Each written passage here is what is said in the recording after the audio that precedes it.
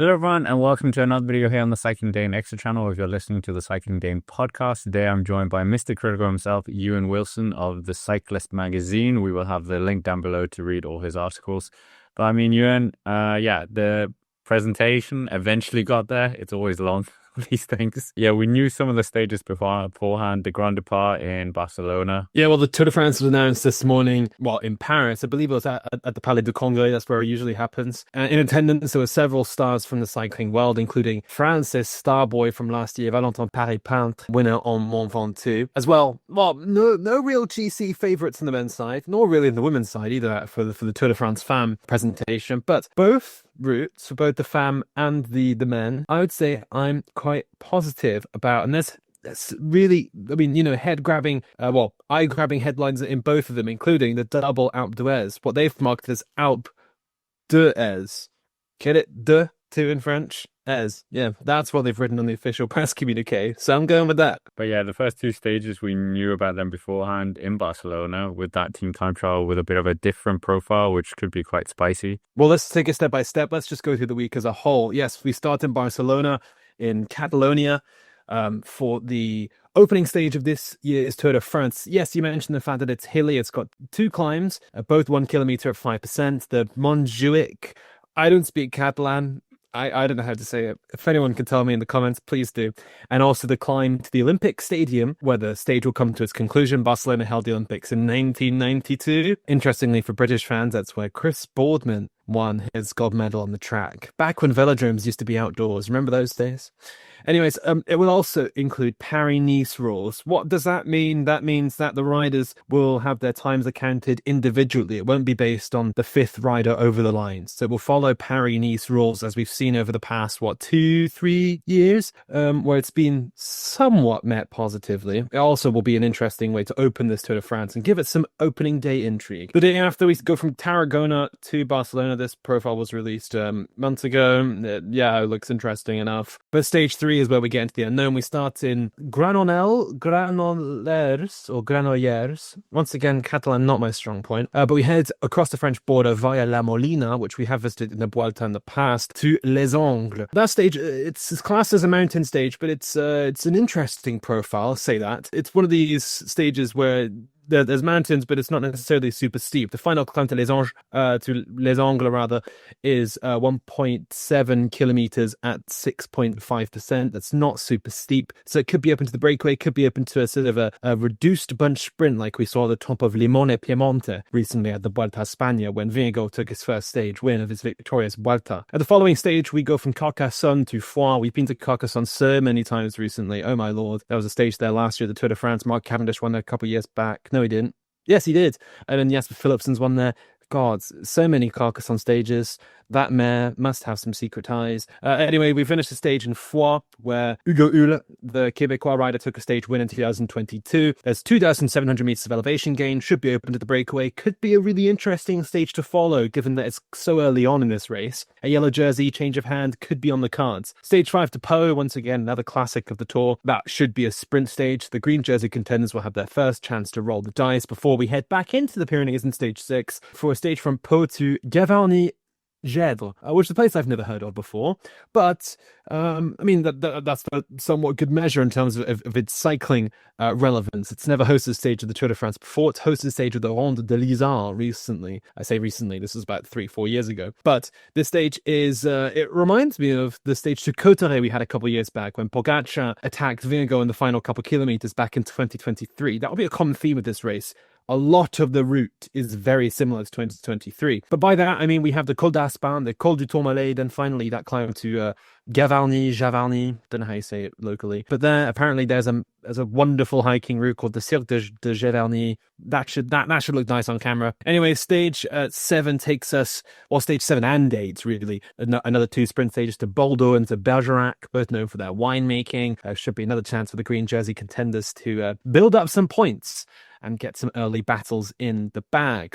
Finally, stage 9, the last stage of this week, goes from Malamort to Ussel. Ussel, the capital, the prefecture town of the Corrèze département. Corrèze, I believe, is where Raymond Poulidor is from. So nice little connection to Poo-Poo. Not a great nickname in the English language, but still. This was long rumored on the cards. The mayor of Ussel said that he was willing to finance X. I think it was like, what, for €50,000, probably more than that, to have the Tour de France visit, and that ASO visited last summer in preparation. Anyways, that will take us into a rest day. So this first week has a bit of everything. Some mountain stages, a few sprint stages, and a lot of open ones, like hilly stages that could work for the breakaway.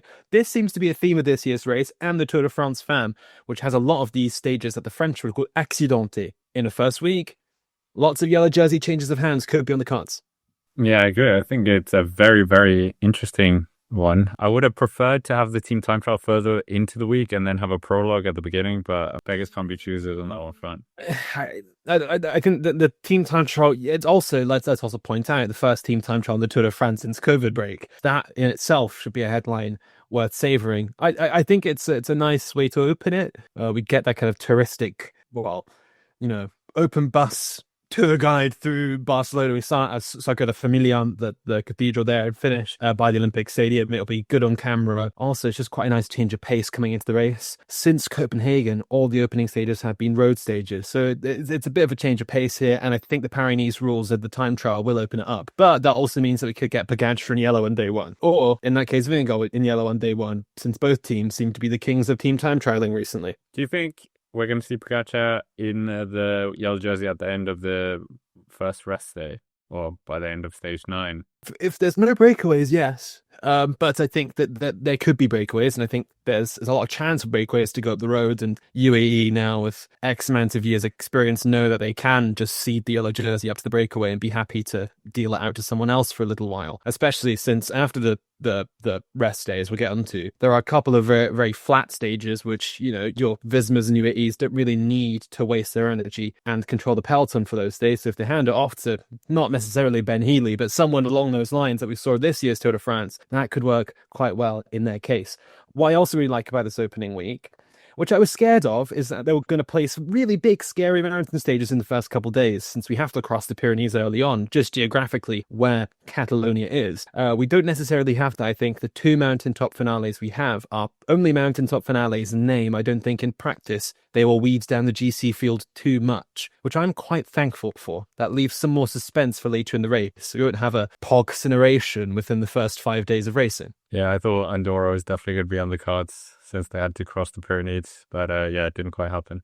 So, I mean, Ewan, what does week 2 look like? Well, week 2 starts off with a stage that, Danish fans will be happy to see back. A stage 10, which coincides with 14 Juillet, the French National Day, will take us into the Massif Central. For that, we follow, essentially, the route from stage 11 of the Tour de France 2 years ago. On that stage, Pogacar attacked, Vingegaard crossed the gap, Roglic crashed. It was a great day. Heralded by many as the best stage of that year's tour, we pretty much follow it meter for meter. From Aurillac to Le Liron held that stage finale, the one that Vingegaard won in a sprint. It's very, very similar, and I think it should serve up a relatively good day. It's got 4,000 meters of elevation gain, if that, helps, which it definitely does. Following day, we go to Vichy, which has a bit of a dark history in French history. This is where the capital of France's puppet state during World War II was based. For that reason, perhaps, Tour hasn't visited very often, but they're finally making their comeback. It's decades since the Tour has been here. It's quite a well-known French place.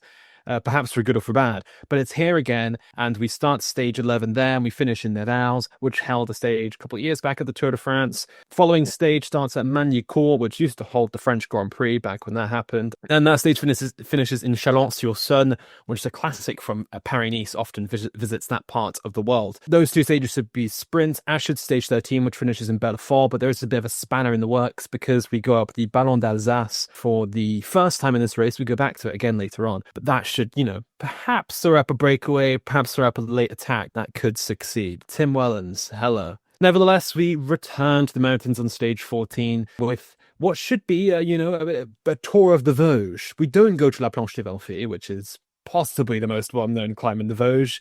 Instead, the Tour de France has ended that love affair that they had for so many years. Instead, we go up the Grand Ballon, the Ballon d'Alsace, as I mentioned, then the Markstein.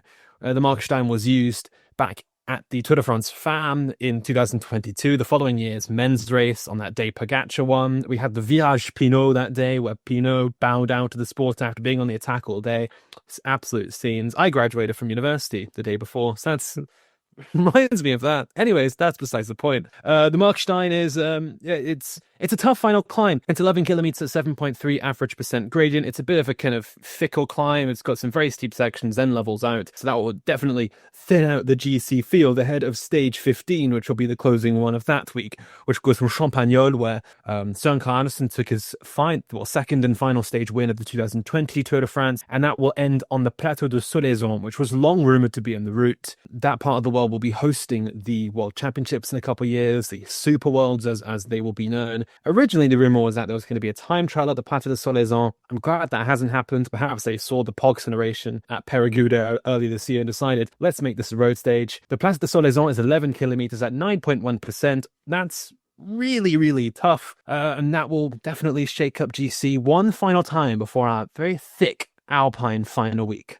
Thanks for that, Yona. Yeah, I think it's a very interesting second week, very copy-paste as that we've seen sometimes. But yeah, missing La Planche de Bellevue or even having the super planche in there is a bit of a shame, because that was so good for the race in 2023, 22. 22, it finished up there. Yeah, Pog won the stage, and in 2019 they went up it. 2020 you had the time trial. Could have been nice to have that, historical synergy, but perhaps we exhausted La Planche by visiting it 3 times in 4 editions. So we've spaced it out now, and we're going to the Markstein. That was still a good stage. A lot of GC yo-yoing that day. Felix Gau was particularly good. Pogacar won the stage in the end. Carlos Rodriguez, I remember, was on the ropes that day. Suffered some time losses there.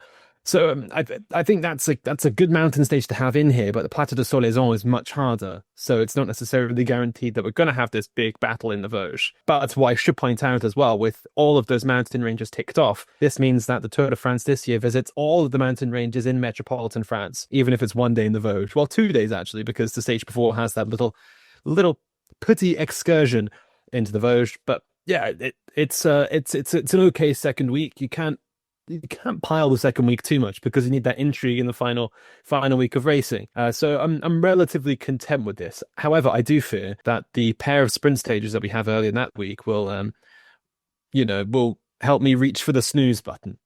I don't think they're going to be great stages, as we've seen midweek sprints in recent years. Everyone's too scared to go in the break, and it is a bit of a damp squib. I think that could happen here once again. That's my only real sort of critique. 2 Pro Conti French riders going in the break. Sometimes teammates. Yeah, exactly. But yeah, having the Markstein as well, not on the penultimate stage, but in the second week is also we'll see if there's a bit of a change there. Not Pogacar and Vingegaard sprinting for the line. Maybe it'll be one rider coming to the line alone. But I mean, Ewan, the final week, that's the one we're all excited for. What does that look like? Yeah, it's an exciting final week, one that's packed with mountain stages, but we begin with a hilly time trial on the banks of Lake Geneva. This one is an individual time trial, just across the water from where the Tour de France Femmes will start 2 weeks later. This starts in Évian-les-Bains, known for its bottled water, we all know it, and it finishes in Thonon-les-Bains, also on the banks of the lake. There is a climb halfway through that stage. It's the Côte de Larigne.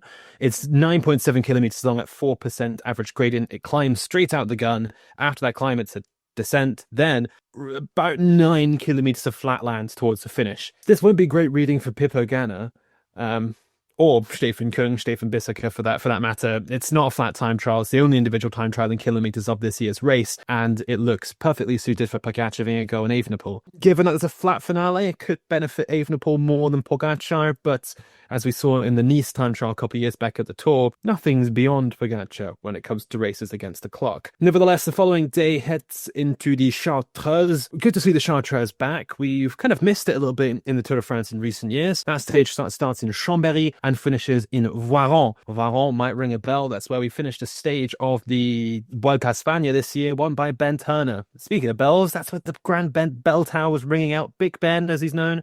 He took the win. Great stage there. Anyways, the following day goes from Varon to Ostia-Merlet. Bit of a throwback to the beginning of the Slovenian dynasty. There was a 1-2 for the Slovenians here in 2022 when Roglic took the stage win ahead of Pogacar and Guillaume-Martin Guillaume. Remember him? The finale is 7 kilometers at 6.7% gradient. I don't necessarily think this is also, once again, going to throw up massive time gaps, but, it could be a bit of an uphill sprint, something to clear the palate before what's going to be a really tough final 2 mountain stages in the Alps, beginning on stage 19 from Gap to Alpe d'Huez. Yes, Alpe d'Huez. You'll be hearing that name a little bit in the following 5 minutes because it's in the race on 2 occasions this year. The first time we go up it on the traditional ascent. These are 21 hairpins, which means it comes out to 13.8 kilometers at an average gradient of 8.1%. It's 128k. It's a relatively short stage, and with 3,500 meters of elevation gain, it's very truncated towards the Alpe d'Huez finale. Alpe d'Huez, haven't seen it in the men's race since 2022. On that day, it was little Thomas Pidcock who took a win on his debut Tour de France. No real GC time gaps that day, but that was also suffering with the hangover of the Col du Garnon the day prior. And perhaps they'll be, knowing that this year because stage 20 is a lot harder. Stage 20 starts in Le Bourg d'Oison, which is at the foot of Alpe d'Huez, and we return to Alpe d'Huez in the evening, this time going up a separate ascent. To get there, though, the riders will have to cross a tick sheet of iconic Tour de France climbs that totals 5,600 meters of elevation gain, making this one of the hardest Tour de France stages in recent memory in terms of elevation gain alone. This includes the Col de la Croix de Fer, Col de Télégraphe, the Galibier, which runs straight afterwards. Then we got the Col de Sarenne, which is said to be the harder ascent of Alpe d'Huez. It's 12.8 kilometers long at 7% average gradients, which doesn't seem as hard on paper, but it's narrower, the road is rougher, it might get repaved. We descended this side back at the 2013 Centenary Tour de France, and then we went up it at the 2017 Criterium Dauphiné in a stage 1 by P. Kenyuk, the now retired Manx rider. But from the Sarenne, we have an undulating finale to the Alpe d'Huez, which includes a steep ramp in those final couple kilometers, which goes up to double digits. Nevertheless, from Alpe d'Huez, we travel up to the outskirts of Paris for our final stage, which will once again include the Butte Montmartre. So we will have that cobble climb on the final day after its successful debut this year, before rolling onto the Champs-Élysées for the finale. We don't know if it's going to be neutralized like last year, that was provoked by the rainfall in Paris, but perhaps that was a smart decision in hindsight to enhance the racing. But that rounds out the 2026 Tour de France, which has a total of 54,450 meters elevation gain throughout the week, 30 climbs classified over the Category 2 status, which is the most in recent years. This also includes several uphill finishes, of which there are 5. There are 8 mountain stages, 4 hilly stages, and 7 flat stages, 1 team time trial and 1 individual time trial, and throw in 2 rest days along the way. Yeah, that third week, those 2 stages back to back is going to be very, very interesting. Maybe the record of Marco Pantani is not going to be beaten by Pogacar or Vingegaard. And also with that second stage coming right after, maybe won't see those 2 adding their names onto the list of hairpin winners. Of course, each winner of Alpe d'Huez, they get their name on a plaque on the hairpins. But do you think of the whole week? I think it's a really good final week. I think we get a bit of everything, a time trial and then a really heavy set of mountains. Once again, this reminds me of 2023, where we had GC on a knife edge, then a time trial to sort things out, and a fleet of heavy mountain stages. This year, we've got a star-studded lineup here with Alpe d'Huez featuring twice. That second Alpe d'Huez stage up the Sarenne is brutal. It's a great way to finish it. Place your best card right at the end, because this year we saw with stage 18, I think it was, the one that finished on Col de la Loze. That felt like it decided things. You had the final day and everyone was quite tired then. I think putting the Queen stage right at the end is a great move for the race. And to not have a time trial on the penultimate stage is also a great move, I think, for GC tension. I'm quite satisfied with the final week, and I'm happy to see the Butte Montmartre and the Rue de l'Epic make its return, because that was a fantastic addition to this year's race and really brought in new eyes. I mean, I was talking to people who don't necessarily follow the Tour de France intensely on, watch it every year, and even they were remarking about the pictures that they saw on the Butte Montmartre and how that kind of, spiced up what they knew was a pretty confounding finale of having the sprint stage that essentially is just a procession. So I'm happy to see all this back, and I think it brings it up to these biblical levels with its elevation gain and mountaintop finishes. I'm quite happy with that. But Scott, what I do notice here is a lack of downhill finishes this year. Once again, we don't have many downhill finishes. Is that a result of increasing safety concerns, or perhaps the fact that it dampens the GC action? I find it interesting that once again they decided to favour uphill finishes. Are you not for that? Are you not? Because finishes sometimes are a bit stale. No, I'm for this. I think it's a good thing, but I also find it quite interesting that once again they've decided to opt out of doing downhill finales. You could have a really interesting downhill finale off the Col de Sarenne. That could have been interesting as quite a sketchy descent, but then that also raises safety concerns. There you go. So, understandable. And so many riders complained when they had to descend that a couple of years back during the Tour de France in 2013. So perhaps that weighed on their minds. But yeah, I think overall, if we're talking about the Tour de France as a full package, I'm relatively content with this route. I think it gives us a bit of everything. It's very similar to 2023, and that year's race, I think, was really well crafted. We had a bit of everything, and the GC was kept on a knife edge right to the end. I think we're going to follow a similar pathway here, which should be exciting. And also, as I said earlier on, does throw up the opportunities for new people to dive into the yellow jersey earlier on, and offers up the chance for lots of breakaway stages, which allows new riders to etch their name into Tour de France history as a stage winner. Because over the past couple of years, it feels like stages have been so densely concentrated in the hands of a small few amount of teams and riders. That could change. Although, knowing UAE or whatever, and Visma, they'll just send riders into the breakaway to win those stages. Yeah, just look at the Vuelta a España this year. How many stages did UAE pick up? Was it 7? It was like a third of the race. And that could happen here, all these mountaintop finishes for Pogacar. Yeah, time trial as well. Who knows? Obviously, the natural question here is who's going to win the Tour of France? Is Pogacar going to get the 5th title on this route?